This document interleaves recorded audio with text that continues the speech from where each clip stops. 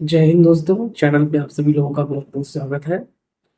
आज के इस लेक्चर में हम लोग एक बहुत ही इम्पोर्टेंट और रेलेवेंट टॉपिक पे बात करने वाले हैं, जिसका कि टाइटल है बलूचिस्तान इशू इन पाकिस्तान।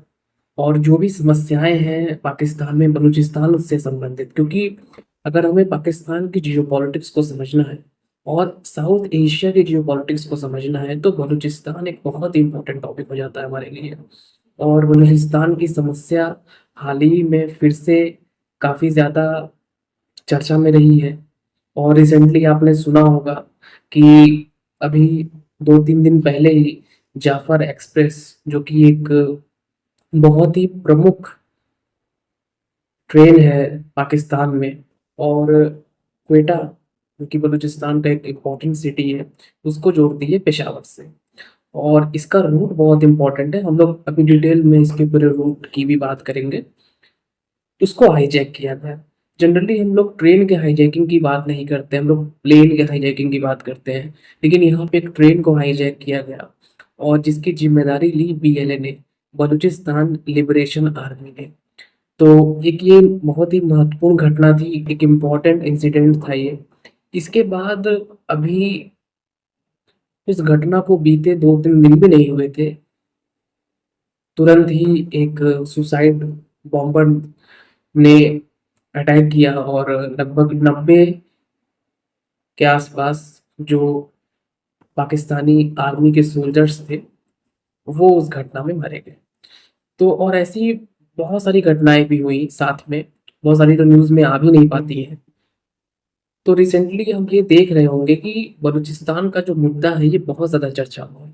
तो आज का ये जो लेक्चर होगा ये पूरी तरीके से बलूचिस्तान पर ही बेस्ड होगा कि क्या क्या समस्याएं हैं, क्या इतिहास है इसका, और इसकी बेसिकली स्टार्टिंग कहाँ से हुई और फ्यूचर में हम क्या प्रेडिक्ट कर सकते हैं। क्योंकि पाकिस्तान का क्या फ्यूचर होगा ये काफ़ी हद तक इन सब चीज़ों पे डिपेंड करेगा।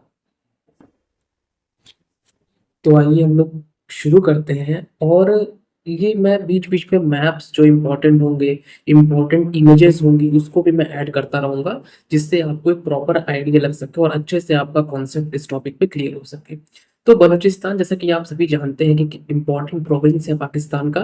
पाकिस्तान के टोटल जो 4 प्रोविंसेस हैं, आप मैप में देख सकते हैं: खैबर पख्तूनख्वा, बलूचिस्तान, सिंध और पाकिस्तान, ये।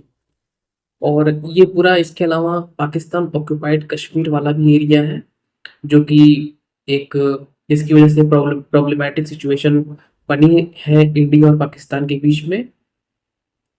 अगर हम उसको साइड कर दें तो मेनली ये 4 ऐसे प्रोविंसेस हैं जो कि पाकिस्तान में हैं: पंजाब प्रांत, सिंध, खैबर पख्तूनख्वा, केपीके और बलूचिस्तान। इन 4 में जो आपका बलूचिस्तान वाला एरिया है, यही, इसी पे हम लोग आज बात करने वाले हैं। और बलूचिस्तान की खास बात यह है कि लगभग पूरे पाकिस्तान का 40 से 45% जो लैंड मास है वो ये एरिया है। लेकिन ये, यहाँ पे पॉपुलेशन उतनी अधिक नहीं है, 5 to 6% ओनली पॉपुलेशन यहाँ पे रहती है। और काफ़ी ज़्यादा टफ टेरेन है यहाँ का, हिली एरिया है। और एक चीज़ हम लोग ये हमेशा से जानते हैं, इसके पहले भी कुछ लेक्चर्स में मैं आपको सजेस्ट करूँगा कि इसके पहले जो एक लेक्चर था पाकिस्तान अफगानिस्तान रिलेशन और जो डूरंड लाइन का विवाद है पाकिस्तान और अफगानिस्तान के बीच में, हम लोगों ने बात की थी कि किस तरीके से मोरटाइमर ड्यूरंड ने लाइन के बारे में बात की। और बहुत समय से एक विवाद चला आ रहा है पाकिस्तान अफगानिस्तान के बीच में, और अभी काफ़ी ज़्यादा वो भी चर्चा में है। तो उस लेक्चर को भी आप ज़रूर देखिएगा, क्योंकि वहाँ से भी आपकी बहुत सारी चीज़ें क्लियर होंगी पाकिस्तान से संबंधित, और वो इस लेक्चर, इस टॉपिक में भी आपकी हेल्प करेंगी। तो हम लोग बलूचिस्तान की चर्चा कर रहे थे। तो ये जो एरिया है, अभी मैंने बताया कि 40%, 45% लैंड मास है, बट पॉपुलेशन बहुत कम है, ओनली 5 to 6% ऑफ पाकिस्तान। और इसके अलावा मिनरल से बहुत रिच है, टफ टेरेन है, हिली एरिया है, जैसा कि आप इसके फिजिकल वाले मैप में भी देख सकते हैं। तो उतना आसान नहीं है। और इस तरीके की जो इंसर्जेंसीज होती हैं, जो मिलिटेंट ग्रुप्स होते हैं, ये ऐसे ही क्षेत्रों में पनपते हैं। अगर हम इतिहास देखें, चाहे हम भारत में नक्सलवाद को देखें, मैं कोई कंपैरिजन नहीं कर रहा हूँ इसमें, बट मैं जस्ट एक ज्योग्राफी को यहाँ पे एक्सप्लेन कर रहा हूँ कि how geography play a major role for this type of militants और रेबल्स। ज्योग्राफी अपना इनके लिए बहुत ही महत्वपूर्ण रोल प्ले करती है। अगर हम चंबल में जो डाकुओं का एक टाइम पीरियड था, अगर हम उसकी बात करें, तो वहां भी हमको एक चीज देखने को मिलती है कि जो चंबल नदी का जो अवनालिका अपरदन था, गली इरोजन था, उससे इतने गहरे गहरे खड्ड बन गए थे कि उससे उनको हेल्प मिली। इसके अलावा हम अगर देखें बस्तर क्षेत्र में, छत्तीसगढ़, झारखंड, मध्य प्रदेश का क्षेत्र, और मैं तो खुद उन क्षेत्रों पे रिसर्च वर्क अभी कर रहा हूँ जो नक्सल प्रभावित क्षेत्र हैं, तो बहुत ही टफ टेरेन है, डेंस फॉरेस्ट एरिया है। इसी तरह नॉर्थ ईस्ट का भी एरिया। तो ऐसे जो कुछ क्षेत्र होते हैं वहां पे इस तरह की जो घटनाएं होती है वो घटित होने के चांसेस होते हैं, क्योंकि इस तरह के जो समूह है उनको एक हेल्प मिलती है, ज्योग्राफी उनको सपोर्ट करती है। और ऐसा ही डेंस फॉरेस्ट का एरिया आपका कश्मीर में भी है। और इसी सेम चीज को आप रिलेट कर सकते हैं, ये जो अफगानिस्तान और पाकिस्तान का जो बॉर्डर डिस्प्यूट है, यहाँ वाला क्षेत्र, और जो बलूचिस्तान वाला एरिया है। अगर आप यहाँ की जियोग्राफी को देखें तो टफ टेरेन है, हिली एरिया है, और उतना इजी नहीं है यहाँ पे। अगर हम ट्रूप्स के मूवमेंट की बात करें, आर्मी के डिप्लॉयमेंट की बात करें, उनके मूवमेंट की बात करें, तो उतना इजी नहीं होता है। तो इस वजह से इस तरह के यहाँ पे घटनाएं घटित होने के चांसेस ज्यादा रहते हैं, और घटनाएं घटित भी होती हैं। तो ये तो आपने अब बलूचिस्तान को थोड़ा सा समझ लिया।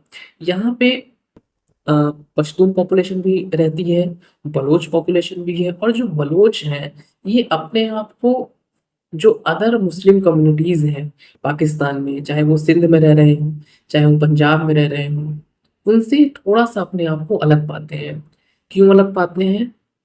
क्योंकि इनके जो रीति रिवाज हैं, इनके जो रूल्स एंड रेगुलेशंस हैं, वो थोड़ा अलग है। इनका अपना एक अलग कल्चर है, इनकी अपनी एक अलग जो है संस्कृति है, और इस वजह से ये काफी समय से एक नए देश की मांग कर रहे हैं, जो कि हम लोग जानते हैं। तो ये एक एथनिक ग्रुप है, और ये अपने एक अलग देश की ये लोग मांग कर रहे हैं।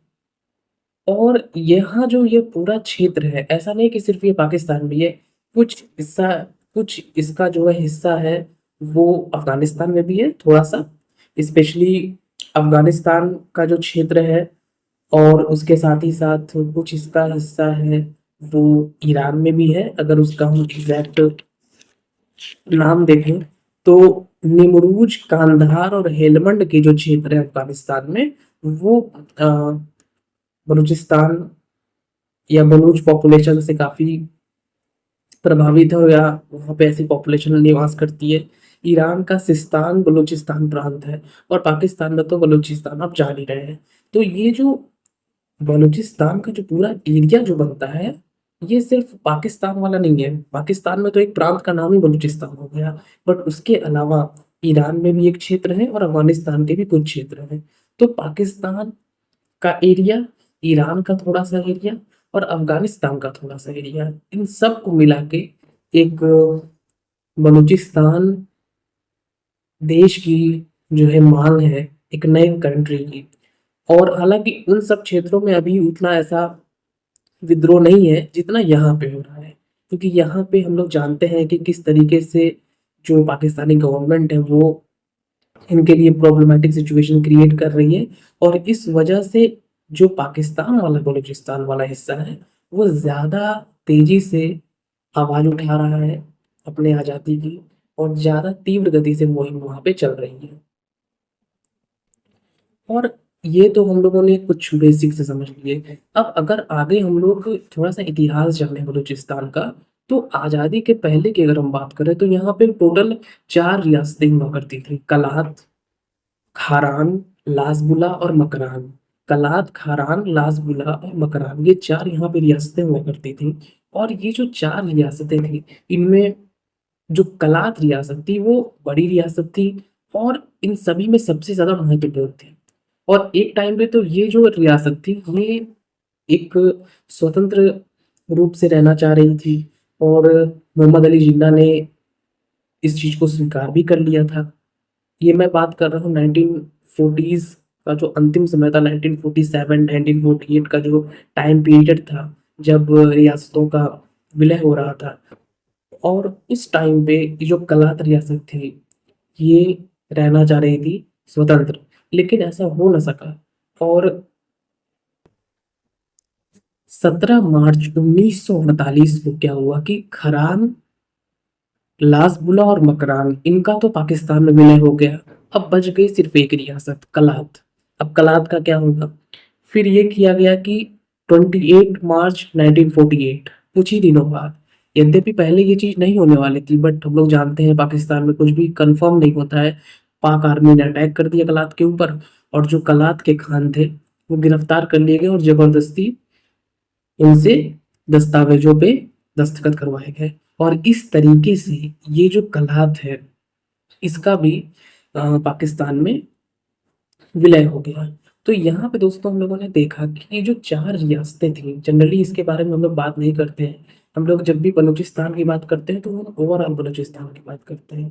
लेकिन कलात, खारान, लासबुला और मकरान, ये 4 यहाँ पे रियासतें थी, जिनमें कि कलात रियासत मोस्ट इम्पोर्टेंट थी। और 1948 के स्टार्टिंग में, पहले तो मार्च के स्टार्टिंग में जो 3 रियासतें थीं कलात को छोड़ के, उनका विलय करवाया गया। और उसके बाद जो काम नहीं होने वाला था, जिसको कि एक टाइम पे पाकिस्तान की गवर्नमेंट ने स्वीकार भी कर लिया था कि कलात स्वतंत्र रहेगा अगर वो चाह रहा है, लेकिन उस चीज़ को फॉलो नहीं किया गया। और उसके 10 ही 12 दिन बाद 28 मार्च 1948 को कलात जो रियासत थी, उसका भी विलय कर लिया गया। आप सोचिए कि अगर ये ना होता, चूंकि कलात एक इम्पोर्टेंट और पावरफुल रियासत थी उस टाइम पे, और अगर वो ना मिलती पाकिस्तान में तो सिनेरियो ही कुछ अलग होता। और ऐसा नहीं कि वो भारत में मिलना चाह रहे थे, उनकी जो इच्छा थी वो स्वतंत्र रहने की थी। और वो इम्पोर्टेंट रियासत थी बलूचिस्तान की। आज का जो बलूचिस्तान है, उसमें कलात का एक इम्पोर्टेंट पूरा रोल था, इन्फ्लुएंस था, लेकिन ऐसा हो ना सका। और एक तरीके से कह सकते हैं फोर्सफुली ये जो एरियाज थे, इनको पाकिस्तान ने कैप्चर किया। और उसी का हम आज जो हम बलूचिस्तान का जो पूरा एरिया देख रहे हैं, इसके पीछे की जो छोटी सी हिस्ट्री है वो ये है कि ये रियासतें थी, और इस तरीके से जबरन इन रियासतों का विलय हुआ। और आज का जो हमें बलूचिस्तान का प्रांत हमें अभी की जो स्थिति में देखने को मिल रहा है, वो कुछ इस प्रकार का हुआ करता था। और अब आप सोचिए कि तब से यहाँ पे एक नए देश की मांग चली आ रही है। तब से जबरदस्ती, क्योंकि फोर्सफुली ये चीजें की गई थी, और बाकी 3 रियासतों ने तो उतना विरोध भी नहीं किया था, क्योंकि उनको पता था कि विरोध करना पॉसिबल नहीं है। आर्मी अटैक कर देगी तो हमें फोर्सफुली वो चीज करनी ही पड़ेगी। लेकिन जो कलात रियासत थी उसने थोड़ा कोशिश भी की, बट हो ना सका। और तब से हमें ये विद्रोह, ये विरोध देखने को मिल रहा है। और वो चीज हमें आज भी, अभी रिसेंटली भी हम देख रहे हैं कि किस तरह की कंडीशन है बलूचिस्तान। और पहले हालांकि आपने ये देखा रहा होगा कि पहले के टाइम पे उतनी घटनाएं जो है पाकिस्तान आर्मी को प्रभावित नहीं कर पाती थी, क्योंकि जो बलोच लड़ाके थे तो ये बहुत बहादुर, लेकिन उनका इस तरीके का जो वारफेयर था उसमें वो एक्सपर्ट नहीं थे। तो पाक आर्मी से वो उतना वो कंपटीशन नहीं कर पाते थे। लेकिन अभी के टाइम में जो बलूचिस्तान की जो अपनी एक आर्मी है, जो उनकी आर्म्ड फोर्स है, उसके तरह तरह के उसके ग्रुप्स हैं। और वो प्रॉपर एक जो प्रोफेशनल आर्मी होती है उस तरीके से वो ट्रेंड है, हथियार चलाने में, वॉरफेयर में। और प्रॉपर अलग अलग स्पेशल फोर्सेस है, जैसे कि ये जो जफर एक्सप्रेस वाला कांड हुआ, इसमें मजीद ब्रिगेड और फतेह स्क्वाड, तो उनके ग्रुप्स हैं जिन्होंने एक ज्वाइंट ऑपरेशन किया है। उनका जो सुसाइड बॉम्बर्स का ग्रुप है वो एक अलग है। और जो एक उनकी, जैसे अपनी पैरा एसएफ है, स्पेशल फोर्सेस है, वैसे उनकी अलग फतेह स्क्वाड है, और सुसाइड बॉम्बर्स की मजीद ब्रिगेड है। और ऐसे तरह तरह के वहाँ पे ग्रुप्स हैं, जैसे Balochistan liberation army, Balochistan liberation front, लश्कर ए बलूचिस्तान, बलोच राजी अजूरी संघार। ऐसे कुछ प्रमुख संगठन हैं जो ये आज़ादी चाहते हैं बलूचिस्तान की। लेकिन अब क्या है, पहले ये डिफरेंट जो संगठन थे ये अलग अलग काम कर रहे थे, और इनमें उतना प्रोफेशनलिज्म नहीं था। तो due to lack of professionalism या प्रोफेशनल जो एक वारफेयर होता है, उसकी कमी के कारण क्या था कि ये उतना इनको विक्ट्री नहीं मिल पा रही थी उस तरीके से ये सफल नहीं हो पा रहे थे पाक आर्मी के विरुद्ध।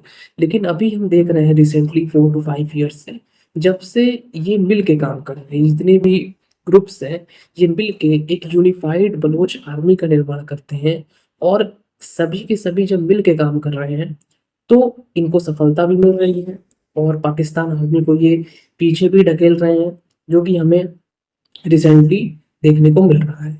और ये जो विरोध, ये तो 1940-50 के दशक से ही शुरू हुआ है, और उसके बाद ये लगातार बढ़ता ही जा रहा है। और इसमें कुछ रूस का भी हमें इंटरफेयर देखने को मिलता है, क्योंकि एक टाइम पे जब यूनाइटेड स्टेट्स ऑफ अमेरिका और पाकिस्तान के रिलेशन बहुत अच्छे थे, तो उस टाइम पे जो इस तरह के ग्रुप्स थे, ये चूंकि एक्टिव हो और पाकिस्तान प्रभावित हो, तो रूस का भी एक हमें एक इंटरफेयर वहां देखने को मिलता है। लेकिन अब हालांकि ऐसी कुछ खास स्थिति नहीं है। हालांकि ये लोग एलिगेशंस लगाते हैं कि इंडिया का इसमें कुछ रोल है, लेकिन जो बलूचिस्तान के लोग हैं वो खुद इतने कैपेबल हैं कि वो अपनी लड़ाई लड़ सकते हैं, और वो इस तरह का कार्य कर भी रहे हैं। अब दोस्तों आइए हम लोग कुछ इमेजेस देख लेते हैं, उससे हम लोग का कॉन्सेप्ट और अच्छे से क्लियर हो जाएगा। ये आपके सामने तस्वीर है जाफर एक्सप्रेस की, और इम्पोर्टेंट ट्रेन है पाकिस्तान की, जो कि क्वेटा से पेशावर को कनेक्ट करती है। और ये है बगल में इसका पूरा का पूरा रूट, आप देख रहे हैं इस रूट में, ये क्वेटा से सीबी, सीबी से जैकोबाबाद, जैकोबाबाद से सुखपुर, रोहरी, खानपुर, बहावलपुर, मुल्तान, खानेवाल, साहिवाल, फिर लाहौर, गुजरावाला, गुजरावाला के आगे फिर सियालकोट के नजदीक से होते हुए फिर रावलपिंडी, इस्लामाबाद और लास्ट में पेशावर। तो इसका जो पूरा रूट है, ये रूट इसका अगर आप देखें तो ये क्वेटा से डायरेक्ट पेशावर या इस्लामाबाद नहीं जा रही है, ये काफी जो है घूमते हुए जा रही है। और एक तो एरिया है ये जो है, ये बहुत ही टफ टेरेन है, और एक लंबा टाइम ये लेती है क्वेटा से इस्लामाबाद पेशावर तक के रास्ते में। तो ये आपका इसका एक पूरा रूट मैप है, इसको आप समझ सकते हैं। और इसके आगे के मैप्स में और चीज हम लोग देखते हैं। ये देखिए, ये एक मेजर एथनिक ग्रुप्स का एक मैप है, जिसमें कि अभी हम लोगों ने चर्चा की थी कि पाकिस्तान में तो बलूचिस्तान है ही, लेकिन कुछ जो बलोच लोग हैं वो अफगानिस्तान में भी रहते हैं। हालांकि रहते तो बहुत जगहों पे हैं, लेकिन जो उनकी एक कंट्री की मांग है वो बेसिकली जो पाकिस्तान वाला बलूचिस्तान है, कुछ एरिया अफगानिस्तान में है और कुछ थोड़ा सा एरिया ईरान में है। तो ये मेजर एथनिक ग्रुप्स का एक मैप है, इसको आप स्क्रीनशॉट ले सकते हैं, और इम्पोर्टेंट है क्योंकि इसमें अदर भी ग्रुप्स हैं, पंजाबी, पश्तून, सिंधी। पश्तून बेसिकली हम लोग पहले भी चर्चा कर चुके हैं, जो खैबर पख्तूनख्वा वाला इलाका है वहाँ पे जो पठान पॉपुलेशन है वो रहती है, और इसीलिए वहाँ पे सीमा विवाद भी है। तो ये सारी चीजें हैं। तो ये जो बेसिकली आप गुलाबी या पिंक एरिया देख रहे हैं, यहीं पे एक नए कंट्री की मांग लोग कर रहे हैं, और ये मांग पाकिस्तान वाले एरिया में ज्यादा तेजी से हो रही है। ये कुछ एडमिनिस्ट्रेशन डिवीजन ऑफ बलूचिस्तान है। हम लोग जो अभी कुछ रियासतों की बात किए थे, कलात, मकरान इत्यादि, वो तो पुराना समय था। लेकिन अभी के टाइम में आप देखें तो रक्षान, मकरान, कलात, नासिराबाद, सीबी, लुरालाई, झोब और क्वेटा डिविजन्स, ये डिविजन्स हैं वहाँ पे उस प्रोविंस के। ये चूंकि पोर्ट एरिया है, ग्वादर को आप जानते ही हैं किस तरीके से चाइना ने वहां पे अपने फायदे के लिए पोर्ट का डेवलपमेंट किया है, जो कि काम अभी वहां पे चल रहा है। और जो सीपेक सीपेक जब से आया बलूचिस्तान में, तब से कुछ ज्यादा ही प्रॉब्लम्स हुई, और कई बार तो ऐसी घटनाएं भी घटित हुई कि जो चाइनीज साइंटिस्ट थे, चाइनीज इंजीनियर्स थे जो है, उनकी डेथ हो गई। और कहीं ना कहीं चाइना पाकिस्तान का रिलेशन थोड़ा सा डाउन जो इस समय हुआ है, उसके पीछे भी यही रीजन है, क्योंकि बलूचिस्तान में जो वो सीपेक को लाना चाह रहे हैं, उस तरीके से उनको वहां सफलता मिल नहीं पा रही है। ये क्वेटा का रेलवे स्टेशन है, काफी पुराना। ये बलूचिस्तान का मैप है, आप रेड कलर से देख सकते हैं, ये डिफरेंट प्रोविंसेस है पाकिस्तान के। ये कुछ और इमेजेस हैं बलूचिस्तान की, कुछ सीनिक व्यूज वहाँ के, क्योंकि काफी ब्यूटीफुल एरिया है, पहाड़ी क्षेत्र भी है, उसके पास कोस्टल एरिया भी है, और मिनरल से बहुत रिच है, तरह तरह के मिनरल्स वहाँ पे हैं। और अब आप सोचिए कि अगर सब कुछ यहाँ पीसफुल हो तो कितना एक ब्यूटीफुल ये देश होगा। ये अगर प्रांत के रूप में भी रहे, बट सब कंडीशंस वहाँ अच्छी हो, स्थिति बेहतर हो, तो एक बहुत ही शानदार ये टूरिस्ट प्लेस हो सकता है। ये फिजिकल मैप आप देख सकते हैं कि किस तरीके से पूरा इस पे शो किया गया है कि काफी हिली एरिया है, पहाड़ी क्षेत्र है वहाँ का। ये एक और मैप है, फिजिकल मैप, और फिजिकल मैप से आपके सारे कॉन्सेप्ट इसमें क्लियर हो जाएंगे। ज़्यादा कुछ एक्सप्लेन करने वाली चीज़ नहीं है, ऑलरेडी आपको लग ही रहा होगा देख के कि किस तरह का क्षेत्र है। ये एक और मैप है, इसका भी आप स्क्रीनशॉट ले सकते हैं। ये डिफरेंट रेंजेस हैं। जो बलूचिस्तान वाला एरिया है उसमें सारी चीज़ें आप देखेंगे, डिजर्ट भी मिलेगा, प्लेटो एरिया भी मिलेगा, हिली एरिया जो पहाड़ी क्षेत्र भी मिलेगा, और जो समुद्र का तटीय क्षेत्र है वो भी मिलेगा। और यहाँ पे तरह तरह के जो इन्वेस्टमेंट है वो भी किए गए हैं, लेकिन वहाँ के जो लोकल्स हैं उनको इसका कोई भी फायदा नहीं है। ये कुछ इंपॉर्टेंट सिटीज, इसका भी स्क्रीनशॉट ले सकते हैं। और ये डिफरेंट प्रोविंसेस जैसे पंजाब, सिंध, बलूचिस्तान, खैबर पख्तूनख्वा, और जो आपका पाकिस्तान ऑक्युपाइड कश्मीर वाला एरिया है वो। तो दोस्तों अभी तो हम लोगों ने अच्छे से समझ लिया कि बेसिकली बलूचिस्तान की क्या, कहाँ पे स्थित है, क्या वहाँ की समस्याएं हैं। तो अगर हम ओवरऑल सारांश की बात करें तो हम ये कह सकते हैं कि बलूचिस्तान प्रांत एक मिनरल रिच एरिया है, टफ टेरेन का एरिया है, जहाँ पे जो लोग हैं वो एक अपने एक नए देश की मांग कर रहे हैं, और जो कि मांग पूरी नहीं हो पा रही थी, और इसीलिए वर्षों से पाकिस्तान आर्मी के साथ उनका एक संघर्ष है वो जारी है। और ये जो चीजें हैं कहीं ना कहीं हम लोगों ने जब पिछले लेक्चर में पाकिस्तान अफगानिस्तान रिलेशन की बात की थी तो वहां पर हम लोगों ने देखा था कि किस तरीके से जो खैबर पख्तूनख्वा वाला एरिया है जो कि अफगानिस्तान से बॉर्डर है जिसपे, वहां पर जो पश्तून पॉपुलेशन है वो भी विरोध कर रही है। वहां पे टीटीपी एक एक ग्रुप है, तहरीके तालिबान पाकिस्तान। तो अब एक चीज, एक नया समीकरण सामने आ रहा है कि कहीं ना कहीं जो टीटीपी है और जो बलोच आर्मी है, ये दोनों भी आपस में मिल रहे हैं और साथ में ये आ रहे हैं। और आप सोच सकते हैं, आप ये इमेजिन कर सकते हैं कि अगर ये दोनों वास्तव में, अगर ये न्यूज़ रियल है और वास्तव में बलोच आर्मी, जो यूनिफाइड आर्मी है उनकी, और जो टीटीपी है तहरीके तालिबान पाकिस्तान, ये दोनों साथ में अगर आ जाते हैं तो ये पाकिस्तान आर्मी के लिए कितना बड़ा एक खतरा हो सकता है। ऑलरेडी जो एरिया केपीके के अफगानिस्तान से बॉर्डर के वहां पे सीमा विवाद चल रहा है, और काफी टाइम से चल रहा है, जब से तालिबान शासन में आया है वहां पे तब से चल रहा है। क्योंकि हम लोग जानते हैं कि जो तालिबान है वो उस डूरंड लाइन को नहीं मानते हैं। और पिछले लेक्चर में आप लोग वो वाला वीडियो भी देख सकते हैं। पिछले लेक्चर में हम लोगों ने डिटेल में पूरे उसके हिस्टोरिकल जो एस्पेक्ट है सबको समझते हुए डिटेल में समझा था कि वास्तव में विवाद क्या है। तो एक तो वहाँ पे विवाद चल ही रहा है, तो जो खैबर पख्तूनख्वा वाला एरिया है वहाँ भी प्रॉब्लम्स हैं। अब आप सोचिए कि जो बलूचिस्तान है यहाँ भी प्रॉब्लम्स हैं, सिंध में छोटी मोटी प्रॉब्लम्स होती ही रहती हैं। और इसके अलावा जो आपका पाकिस्तान ऑक्युपाइड कश्मीर है ये तो प्रॉब्लमेटिक सिचुएशन में है ही। और आज नहीं तो कल कहीं ना कहीं इंडिया जो है वो इंडिया के पास वो एरिया जाएगा, क्योंकि रियल में वो जो क्षेत्र है वो इंडिया का ही है। अब आप सोचिए कि अगर आप उस पीओके वाले एरिया को तो हटा ही दें, क्योंकि वो तो विवाद वाला हिस्सा है पूरा। केवल पंजाब प्रांत ही एक ऐसा प्रांत है जहाँ पे कंपेरेटिवली स्थितियाँ थोड़ी सी नॉर्मल है। बाकी पाकिस्तान के जो अदर 3 प्रोविंसेस हैं वहाँ पे प्रॉब्लमेटिक सिचुएशंस हैं, और बलूचिस्तान और केपीके में तो बहुत ही ज़्यादा सिचुएशंस खराब हैं। और बलूचिस्तान ऑलरेडी 40 to 44% पाकिस्तान का लैंड मास है। अब आप सोचिए कि जिस कंट्री का ऑलमोस्ट 40 to 50% एरिया जो पाकिस्तान की अपनी गवर्नमेंट है वो खुद ये मानती है कि कुछ ऐसे क्षेत्र हैं जो हमारे कंट्रोल में नहीं है।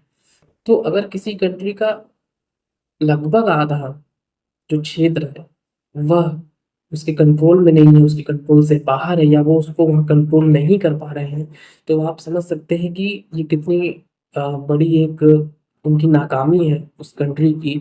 और पूरी तरीके से पाकिस्तान एक फेल्ड स्टेट की ओर अपने कदम बढ़ा रहा है। और आने वाले टाइम में अगर हम इसका फ्यूचर देखें, अगर हम कुछ फ्यूचर प्रेडिक्ट कर सकें अपने एनालिसिस में, तो हम ये कह सकते हैं कि देखिए, ये मामला शांत तो होने वाला है नहीं। ऐसा नहीं होगा कि एक दिन ऐसा आएगा कि बलूच लड़ाके पूरी तरीके से शांत हो जाएंगे, ऐसा नहीं होगा। ये घटनाएं घटित होती रहेंगी, और पाकिस्तान आर्मी भी मानती नहीं है इन चीज़ों को कि वास्तव में हमें कुछ हानि हुई है या हमारे इतने सैनिक मारे गए हैं। उन्होंने, जब आप सोचिए कि 1971 वाले वॉर में या कारगिल वॉर में भी नहीं माना था इस चीज़ को, क्लेम नहीं किया था कि हमारे इतने सैनिक शहीद हुए, और यहाँ पर भी वो नहीं कर रहे हैं इस चीज़ को। और बीते एक हफ्ते में 3-4 घटनाएँ बलूचिस्तान में हो चुकी हैं। तो अभी बस एक चीज़ कुछ ठीक है कि ये घटनाएँ अभी पंजाब तक नहीं पहुँची हैं। लेकिन हम ये कुछ कह नहीं सकते हैं कि ये पंजाब में नहीं होगा, क्योंकि ये सुसाइड बॉम्बर्स हैं, इनको अपनी जान की कोई भी परवाह नहीं है, जो बलूच लड़ाके हैं। और आने वाले कुछ सालों में ये घटनाएँ पंजाब तक भी पहुँचेंगी, और तब आप सोच सकते हैं कि किस तरह की स्थिति होगी। तो फ्यूचर तो पाकिस्तान का कुछ भी क्लियर नहीं है। अगर ये इस मामले को बैठ करके बातचीत करके किसी तरह शांत कर पाते हैं, तब तो अच्छा होगा इनके लिए। नहीं तो आने वाले टाइम में बलूचिस्तान रियल में वो हो सकता है सफल होंगे आगे, और उनका जो एक नई कंट्री बनाने का जो उनका एक सपना है, वो सच भी हो सकता है। क्योंकि जिस तरीके से हम लोगों ने बांग्लादेश 1971 वॉर वाले में एक नई कंट्री का उदय होता है, बांग्लादेश का, जो 1971 वाला इंडिया पाकिस्तान वॉर था। तो वैसी कुछ स्थिति, हालांकि इंडिया डायरेक्टली ऐसा कुछ वहां पे हेल्प नहीं कर सकता है, क्योंकि इंडिया दूर बहुत है।